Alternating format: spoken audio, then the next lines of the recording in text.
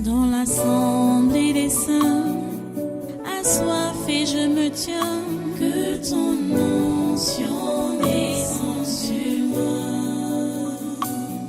Conscient que mon destin est dans le creux de ta main, que ton onction descende sur moi. Je suis disposé, assoiffé, que ton onction descende sur moi. Je suis disposé, assoiffé, que ton onction descende sur moi.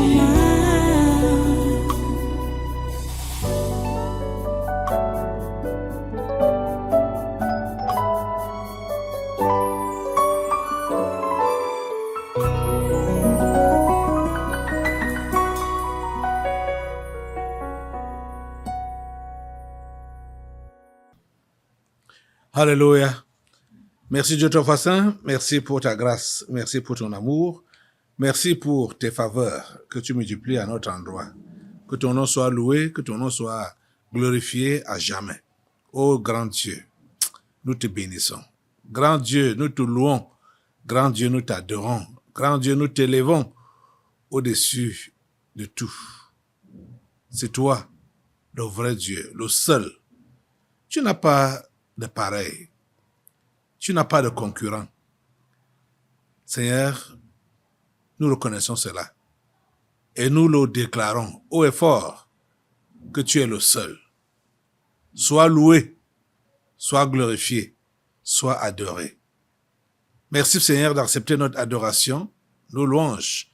Merci d'écouter nos prières et de les exaucer. À toi toute la gloire Seigneur. À toi tous les honneurs, Seigneur. Alléluia. Merci, Seigneur, parce que tu as agréé les fruits de nos lèvres qui confessent ton nom. Nous te les avons adressés au nom de Jésus. Amen. Amen. Merci, Seigneur. Voilà, prenez place et soyez tous les bienvenus à ce congrès de surnaturel de ce 15 janvier 2026. Nous sommes déjà 2 semaines dans la nouvelle année de grâce.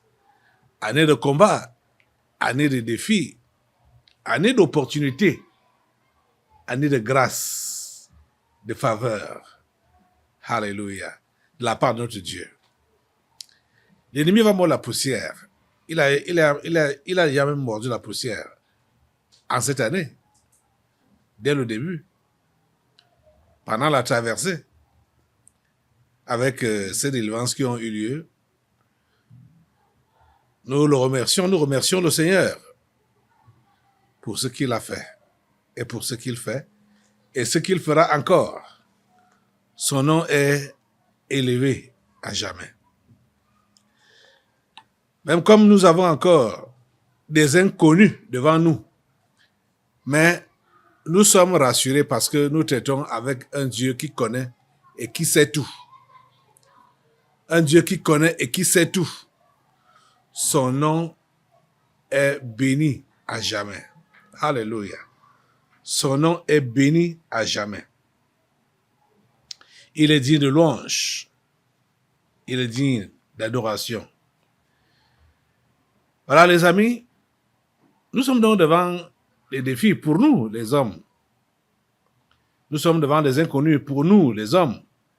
Mais le grand Dieu sait tout et connaît tout. Ce que nous ne connaissons pas encore, ou ce que nous ne savons pas encore, c'est de quoi sera composé le gouvernement de ce septennat. Bon, on peut tout au moins, pour démarrer le septennat, on ne connaît pas encore le gouvernement. Ce n'est pas encore dévoilé. Même comme les gens ont dit, plusieurs personnes, chacun sort de son côté pour raconter ses histoires sur le gouvernement. Et rien n'est encore clair, rien n'est encore sorti. Nous attendons. Mais s'il vous plaît, soyez patients. Soyez patients. soyez patient. Je vous dis soyez patient, parce que moi, je suis déjà patient.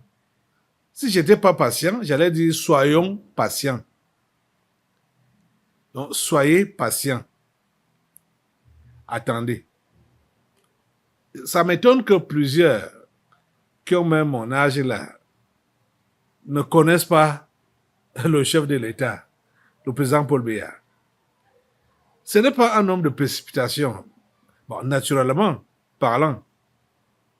Et n'en parlons pas que depuis qu'il a commencé à être touché par Dieu, je crois que il n'aimerait pas, de sa propre volonté, il n'aimerait pas faire quelque chose qui ne va pas aller dans le sens que Dieu veut. Oui. Donc, c'est pourquoi il faut attendre. Il faut attendre. C'est vrai que ce gouvernement du 4 janvier 2019 veut achever ses cartes. Oui, veut achever ses cartes. Vous savez ce que sont les cartes de ce gouvernement? Le mal. Le mal. Le mal. Voilà les cartes de ce gouvernement du 4 janvier 2019. Ils veulent achever leurs cartes. Vous avez appris ce qui s'est passé encore dans la zone anglophone. Je n'ai pas envie de vous montrer des vidéos. Ces attaques contre les bergers Peul ou Bororo Peul. Ça, je sais pertinemment que c'est le travail de ces gens, de ces méchants du 4 janvier 2019. C'est leur travail. C'est pourquoi je dis qu'ils veulent épuiser leurs cartes avant de partir. Ce gouvernement doit être balayé complètement. Il n'y a pas de guerre au Cameroun. Il n'y a pas de guerre au sud-ouest. Il n'y a pas de guerre au nord-ouest. Il n'y a pas de guerre dans l'extrême nord. Il n'y a pas de Boko Haram dans l'extrême nord. Il n'y a rien de tout ça. Ce sont ces gens qui entretiennent ça. Le gouvernement du 4 janvier 2019, c'est ce gouvernement qui entretient ces choses. Donc, pour continuer à effrayer le chef de l'État et travailler pour le compte de leur patron. Leur patron, c'est qui? Ce sont les Occidentaux. C'est pour eux qu'ils travaillent. C'est pour cela qu'ils font tout ce que vous pouvez entendre là. Qu'il y a eu enlèvement ici, enlèvement là-bas, bah, et parfois même, c'est de tels enlèvements qui sont, ou de tels, c'est-à-dire des trucs qui sont non seulement des méthodes pour épuiser leurs cartes, mais aussi des règlements de compte. Ça ne manque pas qu'il y ait des règlements de compte dans leurs histoires là. Parce que l'armée est déployée, le BIR est déployé. Comment se fait-il que ces gens-là sortent? Je veux parler de ceux qui parlent de sécession, d'avoir leur État embassonné. C'est donc bizarre. Comment est-ce que ça dit? Comment on peut expliquer que les gens réclament leur État et les gens qui habitent, les civils qui habitent dans cet État-là, dans cette partie du pays-là, on commence à les massacrer. Ils vont donc gouverner qui? En tout cas, ils commettent juste ces atrocités pour faire comprendre à la communauté internationale, surtout à leurs patrons occidentaux, que ça ne va pas au Cameroun. Ces messages-là ne passent pas. Ça va au Cameroun. Ça va au Cameroun. Tout va bien au Cameroun. Tout va bien au Cameroun. Et ça, c'est pour mettre notre chef d'État mal à l'aise. Et surtout aussi dans l'intention qu'ils les maintiennent là. Parce qu'ils vont prétendre que c'est eux qui maîtrisent la situation. Pourtant, ce sont eux qui sont les traîtres en même temps. Ce gouvernement du 4 janvier 2019. Je veux dire que ces gens-là, toute cette équipe-là, ils sont plus de 60. Je ne sais pas combien ils sont morts dedans. Mais ils doivent tous être balayés. Même si ce n'est pas en un seul coup. Mais ils doivent tous être balayés. Ils doivent tous être balayés. Le Cameroun doit connaître le 109. Et il faudrait vraiment que ce soit des hommes et des femmes qui craignent Dieu et qui vont prendre leur courage entre les deux mains, leur courage, pour dire, nous avançons avec le Cameroun vers la destinée que Dieu a prévue pour lui. Courageusement, témérairement, ça va se passer. Dieu est avec nous. Ce pays appartient à Dieu, pas à quelqu'un d'autre. Ce pays appartient à Dieu. J'invite notre chef de l'État à ne pas craindre. Il ne doit pas craindre. Regardez un peu ce qui s'est passé au Venezuela. On en est où maintenant là, avec cette histoire? Donald Trump qui croyait qu'il allait mater en même temps et puis les Vénézuéliens allaient s'allier derrière lui. Ce n'est pas le cas. Ce n'est pas le cas.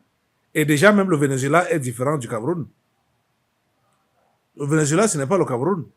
Et le Cameroun, ce n'est pas le Venezuela. Même comme il avait donc donné un message, a lancé ce message-là à tous ceux qu'il appelle dictateurs dans le monde. Vous savez, quand quelqu'un protège son pays, on dit qu'il est dictateur. Quand quelqu'un protège les richesses de son pays, on dit qu'il est dictateur. C'est leur langage là-bas. En tout cas, c'est leur langue. Donc, dire même qu'on va, il faut définir même ce qu'on appelle par dictateur ou dictature. Ils peuvent vous donner la définition qu'ils veulent. Parce que maintenant, là, on comprend donc maintenant que pour eux, dictateur, c'est quelqu'un qui a mis l'homme au pouvoir et qui protège les richesses de sa nation. C'est comme ça que ça s'applique pour notre contexte, le Cameroun. Que un dictateur est celui qui a mis l'homme au pouvoir plus de 40 ans et qui protège les richesses de sa nation pour les générations futures. C'est ça que notre chef de l'État a fait. Et on l'appelle donc dictateur.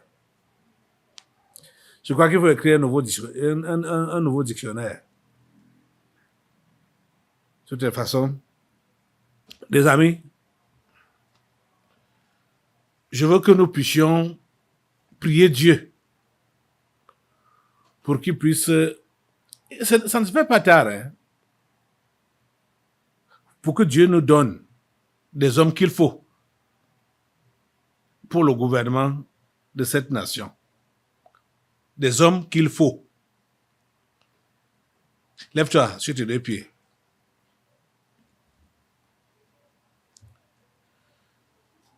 Lève tes mains au Seigneur. Dis-lui, prie avec moi. Que Seigneur Dieu, s'il te plaît, donne-nous des hommes qu'il faut. Des hommes et des femmes qu'il faut pour gouverner cette nation. Ta nation que tu nous as donnée généreusement. S'il te plaît, Seigneur, donne-nous des hommes et des femmes qu'il faut. Aide notre chef d'État, le président Paul Biya, à les détecter et à les mettre chacun à la place qu'il mérite, qu'il maîtrise. S'il te plaît, Seigneur, fais-le au nom puissant de Jésus. Maintenant, demande à Dieu de donner son feu. Parce que la parole de Dieu dit que Dieu exerce ses jugements par le feu. Tu vas prendre donc ce feu-là pour exterminer le gouvernement du 4 janvier 2019, donc l'ancien gouvernement. J'ai dit tout ça, hein, du Premier ministre jusqu'au dernier secrétaire d'État. Il faut les raser par le feu de Dieu. Tu comprends ça? Sans pitié, tous doivent partir. Tous doivent partir. Tous doivent être rasés. Ô Seigneur, donne-nous ton feu. Ô Seigneur, donne-nous ton feu. Ô Seigneur, donne-nous ton feu. Contre ce gouvernement du 4 janvier 2019, ici au Cameroun, à Yaoundé. Ô Seigneur, donne-nous ton feu. Au nom puissant de Jésus. Merci pour ton feu, Seigneur. Assemblée, bombardez maintenant. Bombardez, bombardez, bombardez, bombardez, bombardez, bombardez, bombardez. Le feu sur ce gouvernement du 4 janvier 2019, ce mauvais gouvernement, au nom de Jésus, c'est meurtrier, c'est sanguinaire, c'est corrompu. Le feu de Dieu les calcine, le feu de Dieu les calcine, le feu de Dieu les calcine, le feu de Dieu les calcine. C'est traîtres, ils sont des traîtres. Ils veulent vendre au Cameroun, à l'étranger, à la France et à ses complices. Mettez le feu sur eux, mettez le feu sur eux, mettez le feu sur eux, balayez-les par le feu, balayez-les par le feu, balayez par le feu, balayez, balayez, balayez, balayez. Joseph Dion Ngouté est balayé avec son gouvernement, non Jésus, comme dans leur monde, écoutez un peu, dans leur monde réel. Ce n'est pas Joseph Dion Ngouté qui est le Premier ministre. Dans leur monde réel, là-bas, là, le gouvernement du 4 janvier 2019, c'est Ferdinand Gongo qui est le Premier ministre. C'est lui qui est le patron, qui coiffe tous les ministres. Mettez le feu sur Ferdinand Gongo, il dégage. Mettez le feu sur lui, mettez le feu sur lui, mettez le feu sur lui, le feu sur Ferdinand Gongo, il dégage. Le feu sur Ferdinand Gongo, il dégage. Le feu sur Ferdinand Gongo, il dégage. Avec tous ces ministres. Avec tous ces ministres. Avec tous ces ministres. Non, il dégage, il dégage. Aucun ne reste. Aucun ne reste. Aucun ne reste. Ce gouvernement est nettoyé, balayé. Ce gouvernement est neuf. Ce gouvernement est neuf. Merci Seigneur pour le nouveau gouvernement que tu nous donnes dans cette nation. À toi toute la gloire et tout les honneurs. Au nom puissant de Jésus, nous avons prié. Amen. Amen. Alléluia. Prenez place. Les amis, je crois que nous allons faire cette prière parallèlement avec l'Afrique, parce que habituellement, soit on commence par l'Afrique, mais surtout par le Cameroun, avant de continuer par l'Afrique.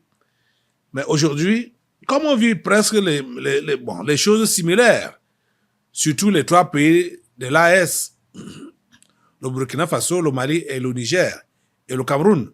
Voilà les 4 pays qui dérangent l'Occident.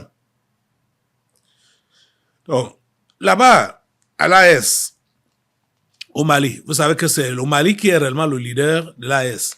Parce que ça a commencé avec le Mali, avec Assimi Goïta. Donc, là-bas, il y a un sorcier. On l'appelle Mahmoud Diko. Il est imam. C'est lui qui qui dérange. Il y a quelque chose qui se passe. Depuis, la France est en train d'armer ces voyous, les voyous qui dérangent la nation malienne. La France les arme, leur donne les armes pour qu'ils puissent barrer les routes, pour que le carburant n'arrive pas à Bamako ou dans d'autres villes du pays. Et depuis un temps, c'est le Niger qui a commencé à ravitailler le Mali en carburant. Et bon, ces derniers temps, même les automobilistes, les camionneurs du Niger ont été contactés par ces gens-là, les Occidentaux. Ces camionneurs-là ont commencé à refuser de transporter le carburant pour aller avec ça au Mali. Vous vous rendez compte? Ah, Seigneur. Les pays sont entourés des ennemis ou remplis des ennemis. Des ennemis de la nation. La France ne pourra pas gagner cette guerre. Non. La France ne pourra pas gagner cette guerre. Ce n'est pas ce que De Gaulle avait dit quand ils ont été battus à plate couture par l'Allemagne pour dire que la France a perdu une bataille, mais non la guerre. Cette fois-ci, en Afrique, la France perd cette bataille, cette guerre. Elle perd la bataille, elle perd la guerre. Parce que tous les Africains, notre prière, c'est que tous les Africains aient les yeux ouverts pour mettre le colon dehors. C'est notre prière là-bas. C'est ici que nous combattons. Hein? C'est ici que nous combattons. Nous ne prenons pas les armes pour aller agresser. C'est ici que nous combattons. À l'hôtel et à l'église, quand vous êtes là. C'est ici que nous combattons. Donc, on dit donc que l'imam Dicko veut unir, veut unir les Maliens. Écoutez, unir les Maliens contre les militaires au pouvoir. Pour quelle raison? Parce que tout ce que je vous ai dit là, comment les rebelles ou les terroristes veulent asphyxier le Mali. Et quand les gens ne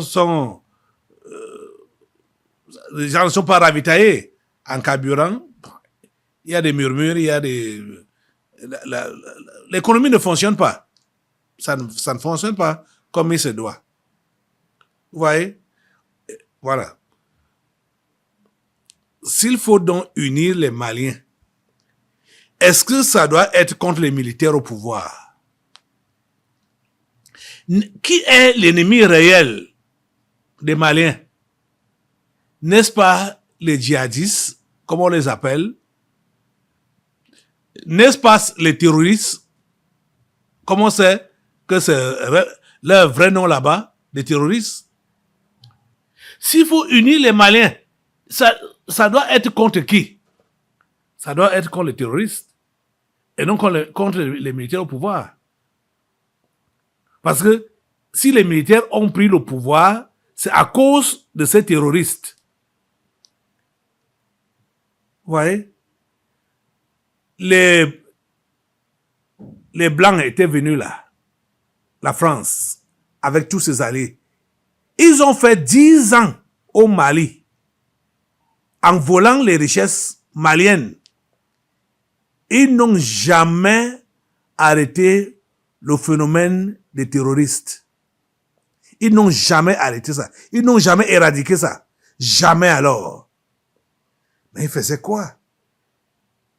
Mais pourquoi est-ce que, en ce temps-là, l'imam Dicko ne s'est pas levé pour donc les chasser?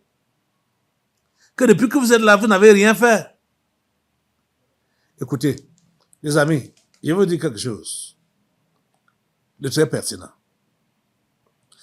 Tout ce qu'on peut appeler opposition en Afrique,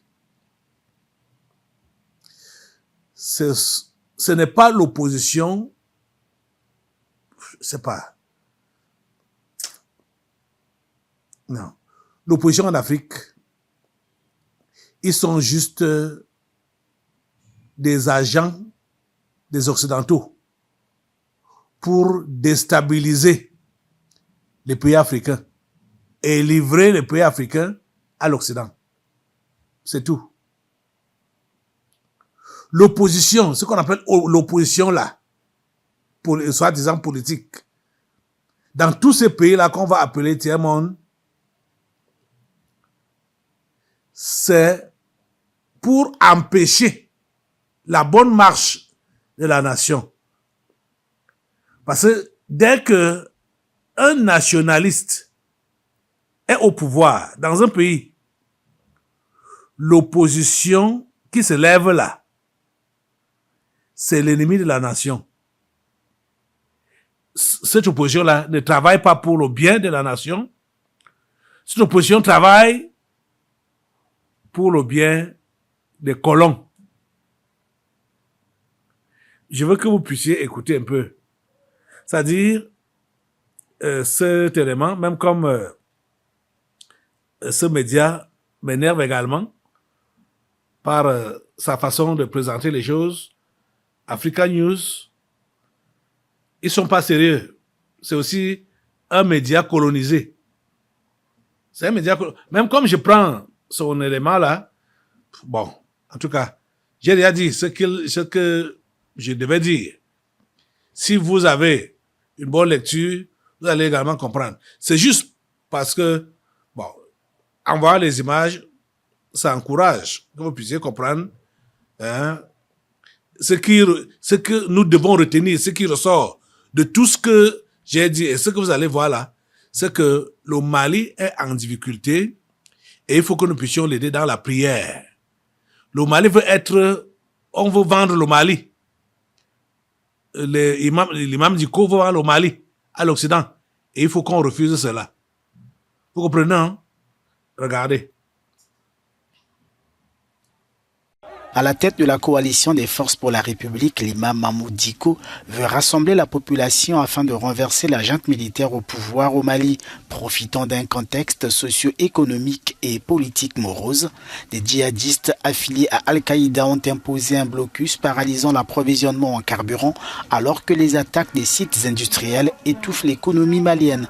L'armée et ses alliés paramilitaires russes sont régulièrement accusés d'atrocités contre les civils alors qu'ils peinent à contenir les attaques djihadistes. Les partis politiques ont été dissous et l'opposition réprimée. Face à la crise, l'imam Dicko, exilé en Algérie depuis 2023, propose sa recette basée sur le dialogue inter-malien inclusif.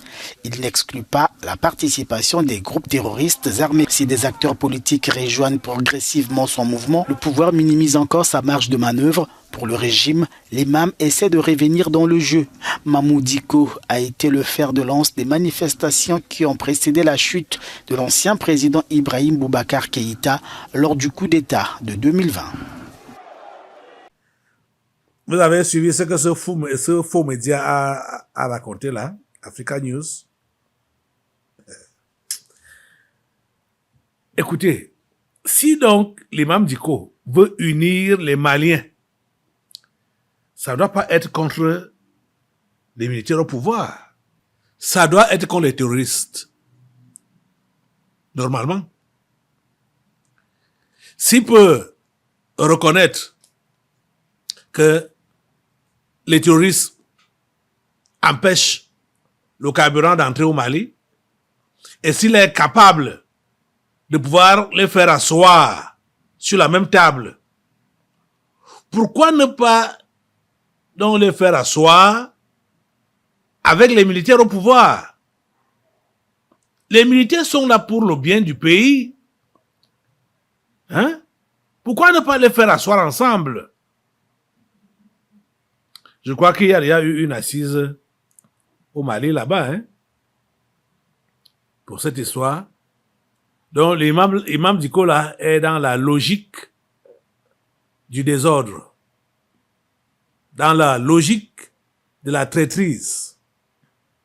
C'est pourquoi tu vas te lever maintenant là et on va calciner l'imam Dicko et calciner tous ces insurgés qui dérangent le Mali.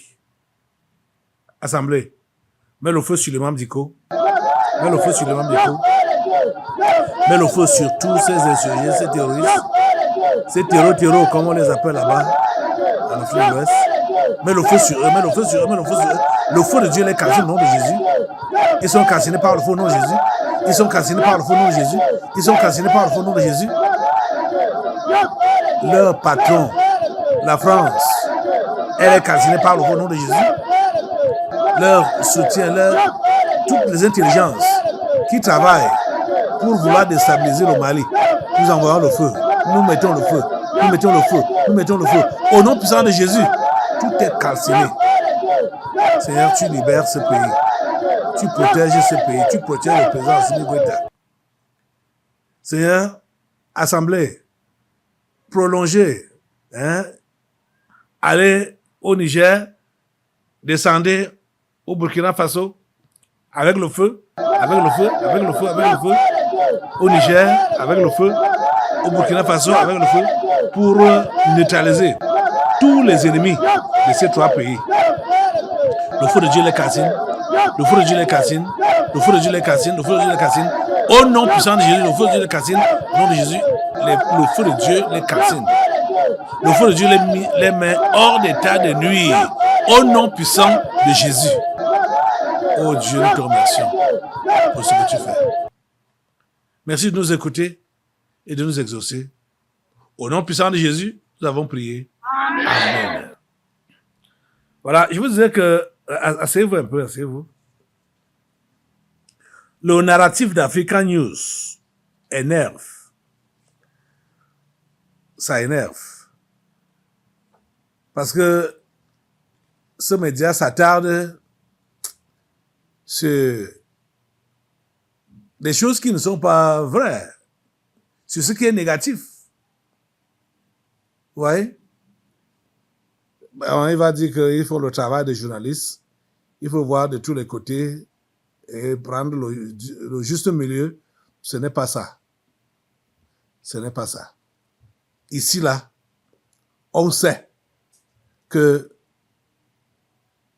les militaires au pouvoir, ce sont des patriotes et les défenseurs de la nation. Et que ces gens qui barrent la route avec les armes que la France leur donne, ce sont des terroristes qui doivent être écartés. C'est ça qu'on sait. Il faut pas mâcher les mots. Il faut pas prétendre. Ok, nous allons revenir ici au Cameroun pour traiter des affaires locales. Voilà. C'était dimanche, oui, dimanche. On abordait un sujet qui concernait le port autonome de Douala et surtout une affaire de détournement qui concernait Cyrus Ngo, qu'on sait qu'il a toujours été un patriote digne de ce nom et qui a toujours bien travaillé. La preuve, c'est que tout récemment, ces jours-ci, il a arraché le marché entre les mains des Suisses pour donner ça à un Camerounais. Dans l'assemblée des saints, assoiffé je me tiens, que ton onction descende sur moi. Conscient que mon destin est dans le creux de ta main, que ton onction descende sur moi. Je suis disposée, assoiffée, que ton onction descende sur moi. Je suis disposée, assoiffée, que ton onction descende sur moi.